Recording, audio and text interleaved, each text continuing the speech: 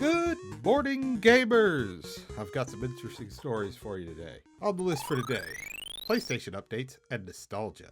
The Concord saga continues, Nintendo patent trolling, the new HTC VR headset, Netflix doubles down, and the Krafton CEO is based. All this and more on Game News Now. And away we go!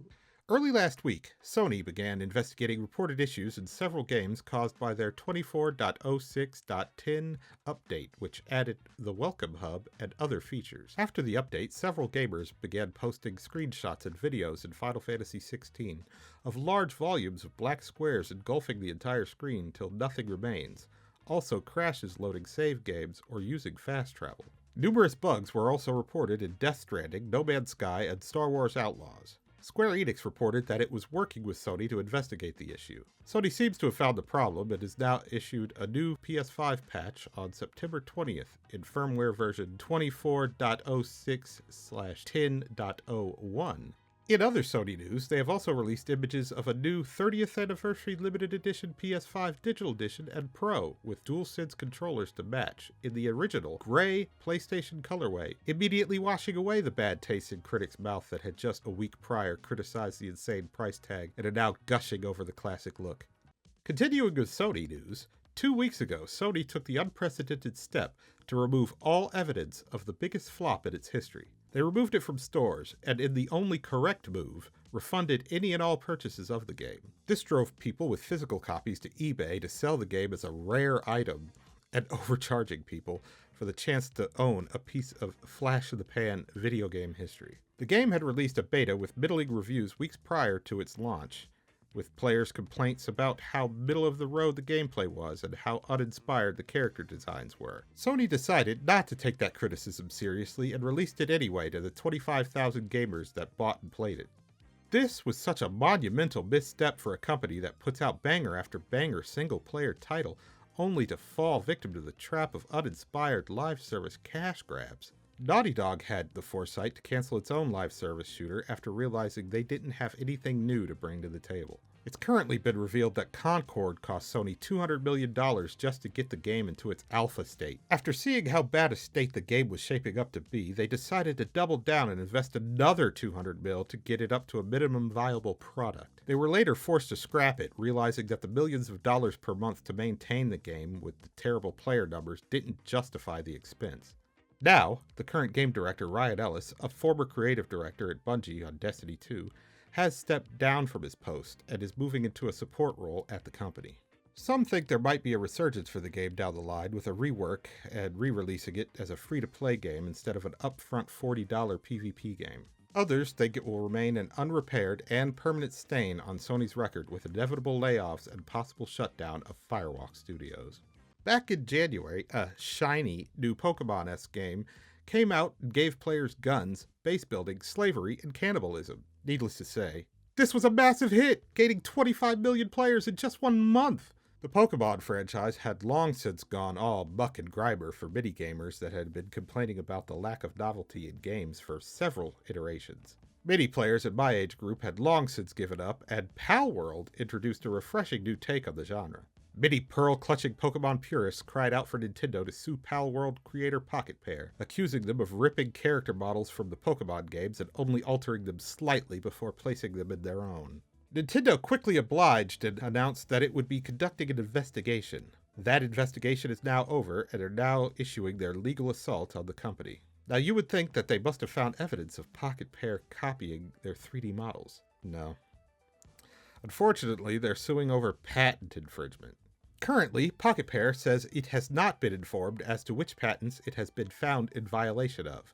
But some have speculated that the patent in question involves one in which Nintendo created the mechanic for throwing a spherical object at fantastical creatures to capture them and store them inside.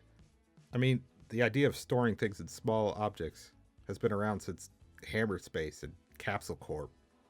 I guess capturing an animal by throwing a ball at it is somehow an inspired idea that only the Pokemon Company could come up with. Thankfully, Pocket Pair has announced that it will fight the suit. The Vive Focus Vision has been unveiled from HTC for $999 and is now available for pre-order till October 17th on its website. It can be used plugged in via DisplayPort USB-C or used wirelessly via 2-hour-long battery packs and a further 20 minutes on internal battery. The headset features 120 gigabytes of internal storage with a micro SD expansion slot and 12 gigs of RAM. The lenses are a 5K LCD display with 2.5K per eye and a 120-degree FOV with a max refresh rate of 90 Hz with an update to 120 Hz later on down the road. HTC has also improved the durability of the head strap. New features include built-in eye tracking, 16-megapixel front-facing cameras, and the 149 DisplayPort wired streaming kit to hook up to the PC, removing compression, artifacts, and lag using it wirelessly. Now, this headset seems to push more into the professional use cases and businesses more than everyday gamers, but still hold a solid choice for enthusiasts. Netflix is going all in on game shows, or shows based on games. It has announced the second season of Arcane and an all-new Cyberpunkk 2077 show. On the Arcane front, the second season returns to the League of Legends world 3 whole years after the first season aired to massive critical acclaim. This time around, the show will be released in 3 acts, with the first act releasing November 9th, the next act releasing a week later on November 16th, and the final act on November 23rd. Now this seems to be like a test/trade-off on a week-to-week structure, to get people talking about it around the old water cooler and allowing for some light binging. At least it's not a whole month split to milk the viewers for another 2 to 3 months of subscription time. The amount of episodes have not been announced, but it's probably 9 split into 3 parts of 3. Or the bland too short or too long Netflix consumer tested standard of 10 per season. As for the Cyberpunkk show, aside from a small teaser, much less is known about it aside from the fact that it isn't a sequel for that, and CD Projekt Red publicly stated there would be no sequel to Edgerunners. These shows tend to drum up new interest in the associated games and are very much worth the time and effort invested into them to grow the games and audience. They've been a huge success and engaging stories besides. Back in May, Microsoft made the decision to close Hi-Fi Rush developer Tango Gameworks. The backlash was quick and swift. It was a refreshing and well-reviewed game that harkened back to the Dreamcast era of quirky and fun experimental games that were trying to figure out what games of the time could be. The game wasn't a massive money printer for Microsoft, but was an excellent and well-respected portfolio builder with plenty of award nominations and wins with both critical and audience acclaim. Unfortunately, with the recent cost of games like Redfall, the unrealistic monetary expectations and mild disappointments of Halo Infinite and Starfield, and not to mention the billions spent on acquiring Activision Blizzard King, the Microsoft game division has had to downsize. Unfortunately, Tango Gameworks was one of those cut loose. Thankfully, the excellent status garnered from the excellent game that was Hi-Fi Rush was enough to save the studio, as it was bought by PUBG publisher Krafton in August. Krafton this last week came out and said that it doesn't care about making a profit from the acquisition, stating, "We don't think Hi-Fi Rush 2 is going to make us money, but they care about legacy and allowing creativity to flourish in the video game industry." Krafton CEO Chang-Han Kim stated, "We're trying to increase our portfolio lineup and that making games is really a hit or miss industry, but having more project lineups is actually a way to mitigate risk because one of them might work out." I applaud you, sir. I hope you stick to this and don't falter. The lure of more and more dirty money is a trap. Stay strong and be creative. It may not be fast money, but it's more reliable. And that's all I have for you today. I hope you guys have a good week. Have fun. Play some games. And now the game releases for the week ahead. Good afternoon, good evening, and good night.